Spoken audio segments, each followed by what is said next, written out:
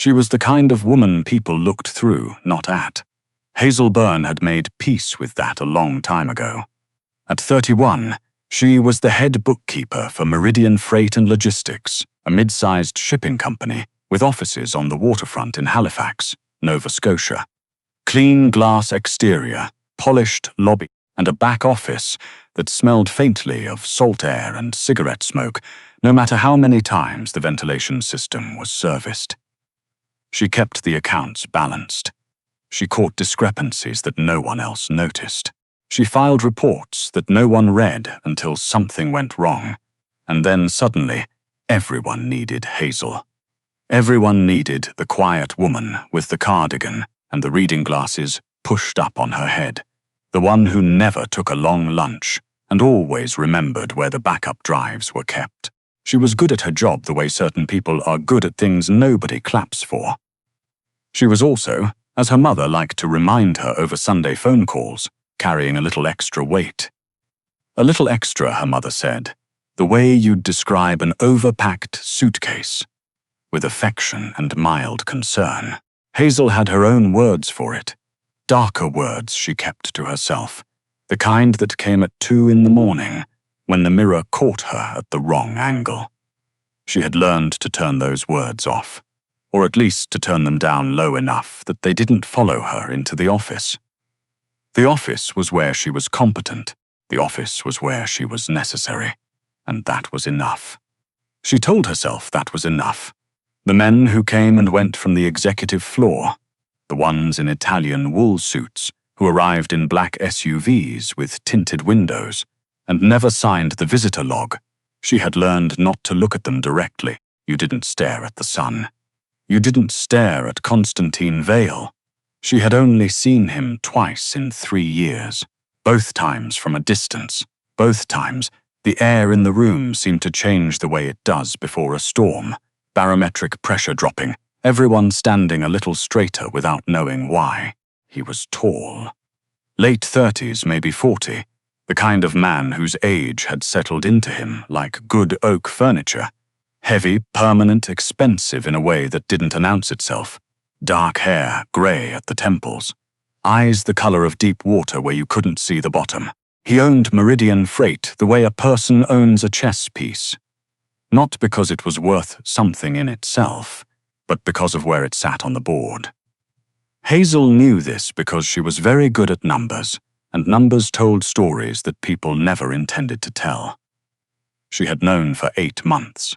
She had not told anyone. She filed the reports, balanced the accounts, flagged nothing, and went home to her apartment in the South End, and her cat, Ptolemy, who was large and orange, and had no opinions about organized crime. She made tea. She read. She told herself the thing she was doing was not cowardice. It was survival. There was a very fine line between those two things, and she had made her peace with standing on the comfortable side of it. That was on a Wednesday.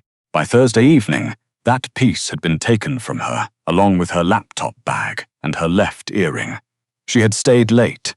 She always stayed late. The building half empty by 7, the cleaning crew not arriving until 9. She was cross-referencing a shipping manifest against an wire transfer that didn't match, not because anyone had asked her to, but because the numbers itched at her, the way a wrong note itches at a musician. She was so absorbed in it that she didn't hear the stairwell door open. She heard the footsteps, then she didn't, and that was worse. A hand closed around her arm, hard enough to bruise, and then everything happened very fast and very badly. There were 2 of them. Neither wore masks, which Hazel understood immediately was the worst possible sign.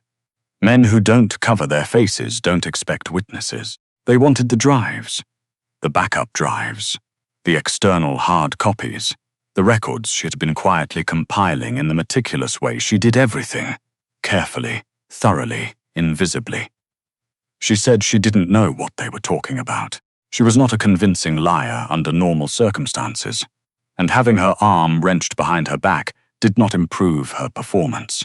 The one who seemed to be in charge, mid-40s, flat nose, a signet ring on his right hand, hit her across the face with an open palm. It was not a dramatic movie slap. It was a practical, professional act, like knocking a door to see if it was hollow. Her glasses went across the room. Her ears rang. She tasted copper. He asked again. Hazel Byrne had, her entire adult life, been the woman who disappeared, who took up the minimum possible amount of space, who shrank herself in elevators and apologized for existing in crowded rooms. She had made herself very small and very quiet, and told herself that was just who she was. She found out that night that it wasn't. She looked up at the man with the signet ring, eyes stinging, cheek already swelling, wrists zip-tied to the arm of her office chair, and she said very clearly, "I've already sent copies to 3 separate locations. You can hurt me as much as you like.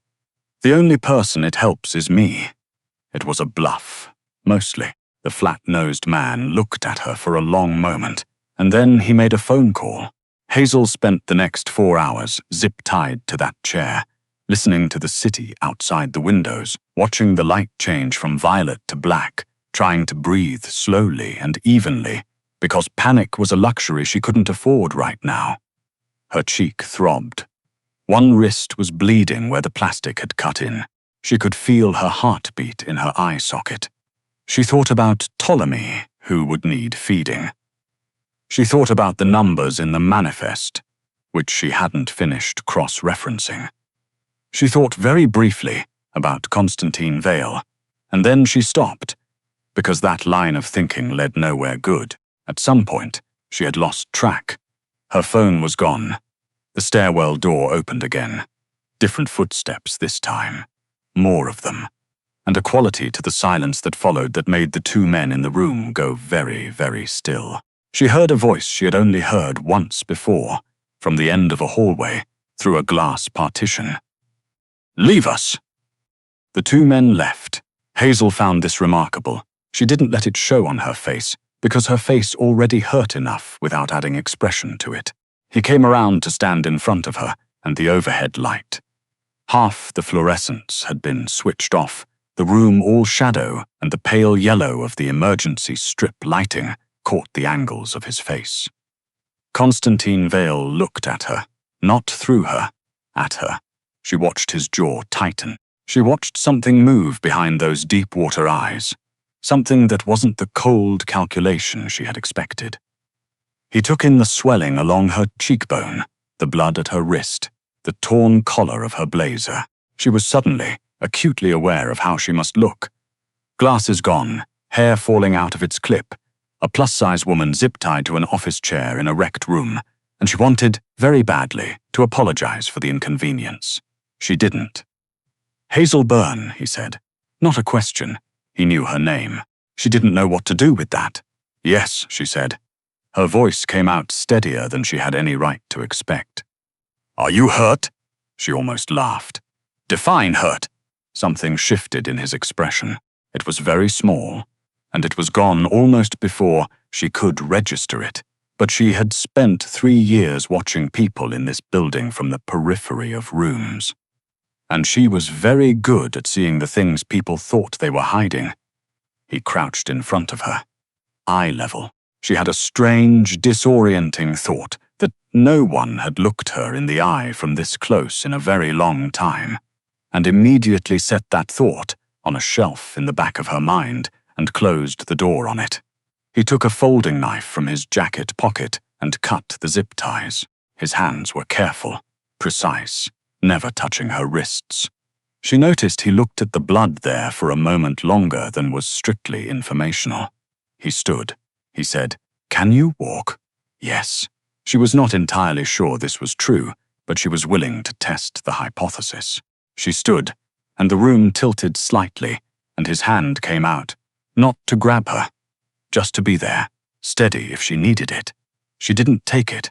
She breathed through her nose, found her footing, found her glasses on the floor 6 feet away, and put them on with hands that were only slightly trembling. "The men who did this," she said, "are no longer a concern. The reason they were here, I know why they were here." She looked at him. He looked back at her with an expression that was impossible to read. "You've known about the accounts for how long?" he asked.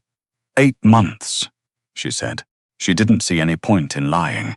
He was either going to have her killed or he wasn't, and misrepresenting the timeline wouldn't change that. His expression didn't change. "And you told no one?" "No, why not?" It was a genuine question.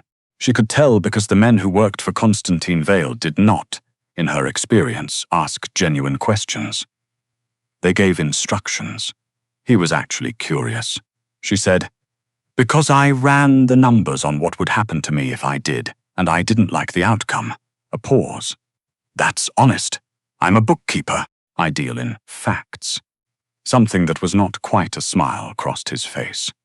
It was brief and private, and she had the strange sense she was seeing something he didn't show to many people. "Come with me," he said. She considered this. She considered the alternatives. She picked up her bag. They had emptied it but not taken it, which struck her as oddly courteous, and followed Constantine Vale out of the building. His car was a black Jaguar, the interior smelling faintly of cedar and something else, something cooler, like clean rain. One of his men, silent, suited, looking carefully at nothing, held the door. She got in. Constantine got in the other side. He made a phone call in the car. French, not the kind they taught in Ontario schools. She caught every third word and understood enough. Someone had gone somewhere they shouldn't have. Someone had been given instructions they were going to wish they'd followed more precisely. When he put the phone away, she said, "You didn't know this was going to happen tonight." He looked at her sidelong. "No. Who sent them?" "An old associate of mine who overestimated his position." His voice was flat and final. The topic was closed. She looked out the window. Halifax moved past in the dark. The MacDonald Bridge strung with lights over the harbour, the waterfront all lit up, the ordinary world going on without them. She should have been afraid. She was underneath everything, a low-level hum of fear that she was managing by cataloguing sensory details the way she catalogued numbers. The texture of the car seat, the sound of the rain starting on the roof, the odd, suspended quality of sitting next to the most dangerous man she had ever known and finding that, whatever she had expected him to be, he was not it. They stopped at a building she didn't recognize. Old stone, converted, somewhere in the north end. 2 more of his men were waiting. He walked beside her through the lobby, not behind her, not ahead. Beside her. She noticed this. Upstairs was a large, sparse apartment. Expensive in the way his suits were expensive, without performance. A view of the harbour through floor-to-ceiling windows. A woman with a medical bag appeared from somewhere and said nothing beyond what was clinically necessary, examining Hazel's wrist and cheek, cleaning the cut, asking her to follow a light with her eyes. "Mild concussion," the woman said, and left. Hazel sat on a white linen couch, with her hands around a cup of tea that someone had brought, and she didn't remember accepting, looking out at the harbour lights reflected in the black water, and felt the shaking finally come. She let it. There was no point fighting it. The body had to discharge what it had been carrying. She had done the frightened part properly. The shaking was just the receipt. When it passed, Constantine Vale was sitting across from her, an untouched glass of something amber on the table beside him, watching her with that unreadable attention. "You held together in there," he said. "I was terrified," she said. "I know. You held together anyway." He said it like a statement of fact, not a compliment, and somehow that made it more true. The bluff about the copies. She looked at him. "You know it was a bluff." "I know it was mostly a bluff." He reached into his jacket and put a USB drive on the table between them. "You sent 1 copy. 3 weeks ago, encrypted to a private server. I had my people check when I was briefed on the situation." She stared at the drive. "Then you know I have been protecting yourself with the only leverage you had." "Yes." He didn't look angry. He looked, if anything, as though she had solved a problem he'd been quietly interested in. "What happens now?" she asked. Her voice was even. She was proud of that. "Now," he said, "you work for me, directly. Not through Meridian." She let a silence sit. "That's not a request." "No, and if I—" "Hazel." He said her name with the same certainty he said everything. You've spent 3 years in that building, watching men like me move money through shell accounts and paper trails. And you said nothing. You filed nothing. You made yourself invisible because you understood that invisibility was your only protection. You are the most perceptive person in that building, and you are wasted in it. He stopped. His eyes were on hers. I am not asking you to do anything you haven't already been doing. I am asking you to do it with the correct employer. She thought about the numbers in the manifest, the ones that had been itching at her. She thought about 8 months of seeing things no one else saw in a building full of men who had never once looked at her. She thought about the way he had stood in front of her in that ruined office and looked at her, the way his jaw had tightened. "My cat," she said. He blinked. It was the first unguarded expression she had seen from him. "I have a cat," she said. "He's at my apartment. He needs feeding." A pause. Then, very quietly, and she would replay this moment for a long time afterward. Constantine Vale said, "I'll have someone take care of it." She nodded. She looked at the harbor. "All right," she said. She was not sure, at that moment, what exactly she was agreeing to.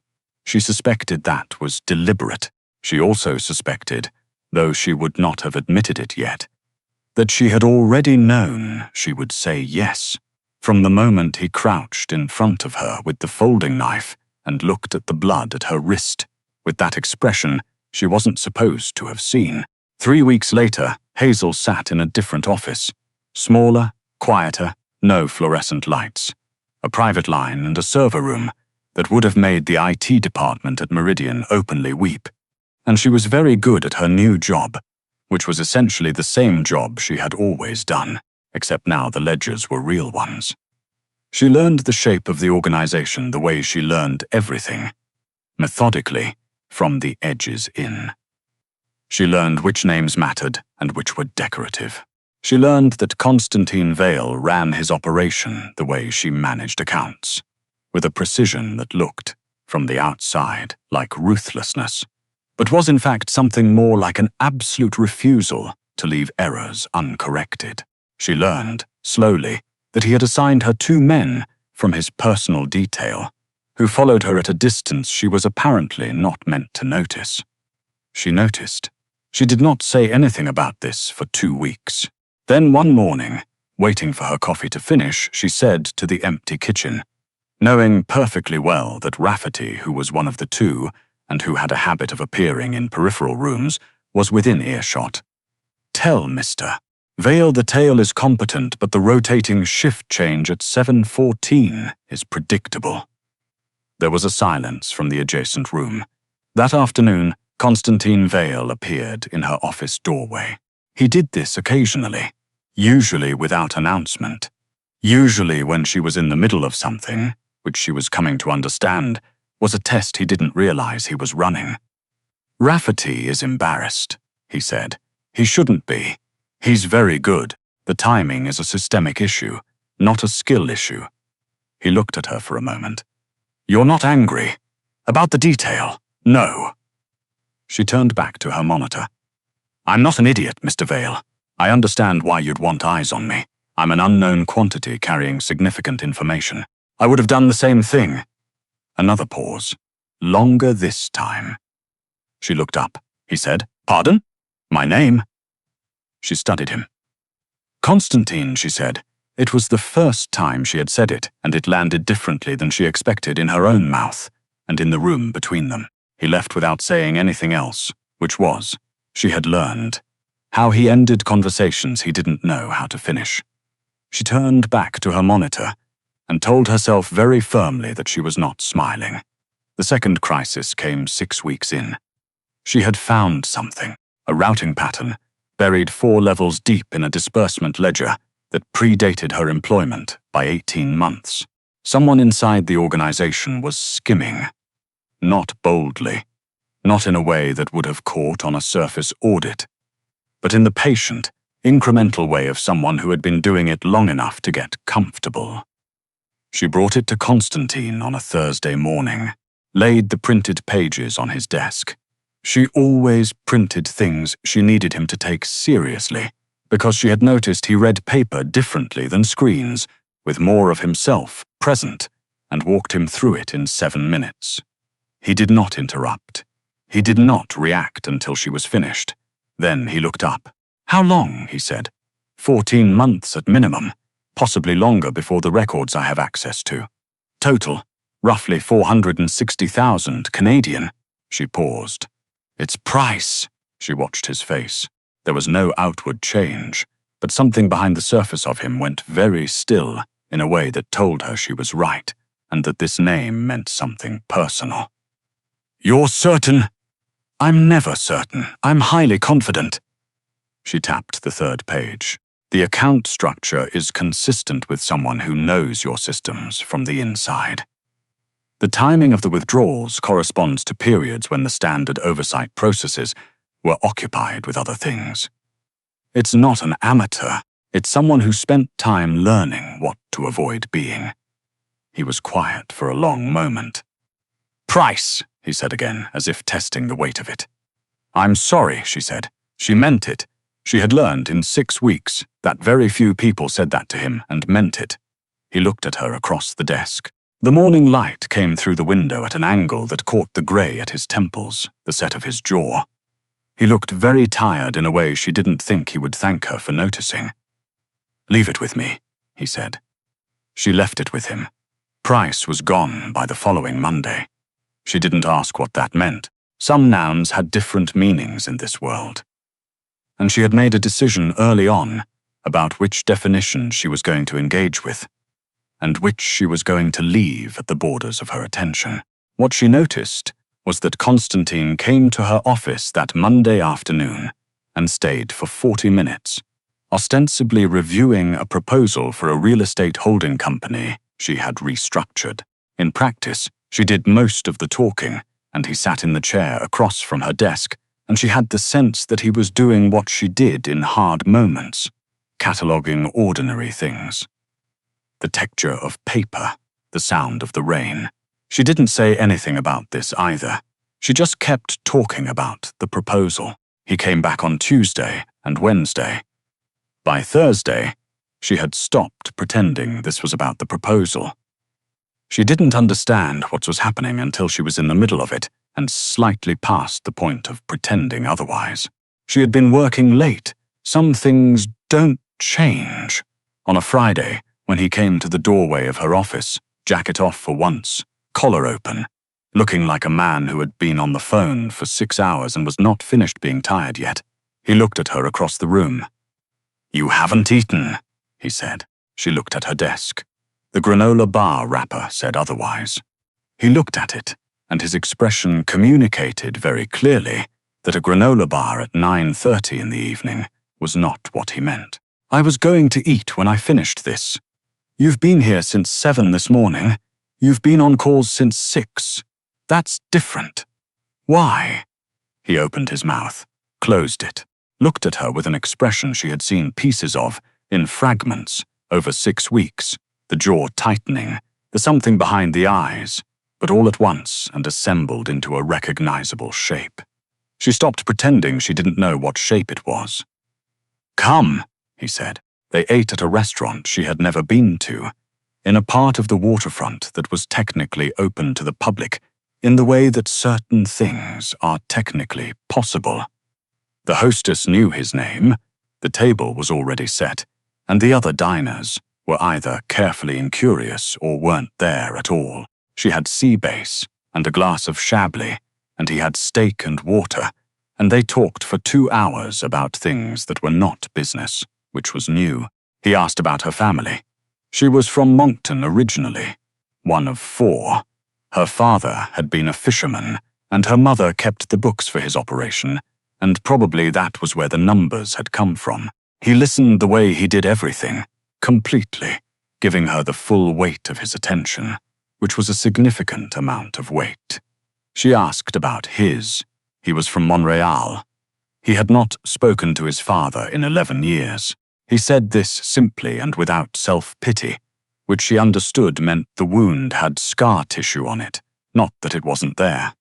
She asked about the scar on his left hand, a faint one, silvered, running from the base of his index finger to the inside of his wrist. He told her. She didn't ask follow-up questions. She asked, instead, about the painting in the lobby of his building, which was modern and looked like controlled chaos to her eye, and he said, without apparent irony, that he found it restful, and she looked at him for a moment and thought, yes, that makes a certain kind of sense. When they left the restaurant, it was past midnight. The waterfront was cool, the harbor dark and glittering, the air carrying that Halifax salt and rain smell that she had grown up with and never stopped finding grounding. They stood outside for a moment, not quite walking toward the car. You know, she said, I was invisible in that building for 3 years. I know, he said. I used to think that was. She paused, looking for the right word. Sustainable, as a strategy. And now, she looked at him. She had, in 6 weeks, learned to read the slight variations in his expression, the way she read numbers, patterns where other people saw flatness. She knew what this particular one was. And now, she said, I think I was just waiting for someone who was paying the right kind of attention. He looked at her for a long moment in the harbor light, this big, terrifying, meticulous man who ran an empire from quiet rooms and had sent someone to feed her cat without being asked twice. He reached up and tucked a strand of hair behind her ear. Just that. Just his fingers at her temple. Careful the way he was careful with everything. As if she were something he was trying very hard not to break. I have been, he said, paying attention to you for considerably longer than 6 weeks. She stared at him. How long? Since you caught the Dawson discrepancy 14 months ago. He said it like it was obvious. You filed it internally and said nothing further. I had my people look into you. You had me looked into 14 months ago. Yes, and you didn't. You were safer not knowing I had noticed. That changed. She thought about this. She thought about 14 months of feeling invisible, of shrinking, of telling herself the office was enough, competence was enough, necessary was enough. She thought about Constantine Vale in a room she never saw, reading a report about a bookkeeper who had caught something she wasn't supposed to catch and had handled it quietly and correctly, entirely alone. You could have said something, she said, at any point in 14 months. I know. There was something in his voice she wasn't used to hearing there. Something that sounded, if she wasn't mistaken, like regret. I am saying something now. She looked up at him. She thought about a woman who had made herself small for a very long time, who had learned to equate invisibility with safety, who had sat in that ruined office with her hands zip-tied and found out that she was, underneath all the careful shrinking, quite a lot of herself. She thought that was worth something. All right, she said.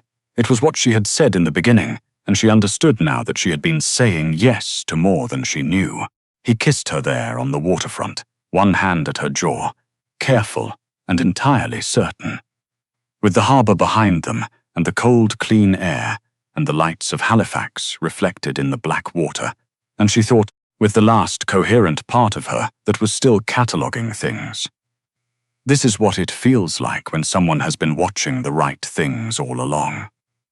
Later, she would think about the women who spent their lives waiting to be seen by people who were looking in the wrong direction.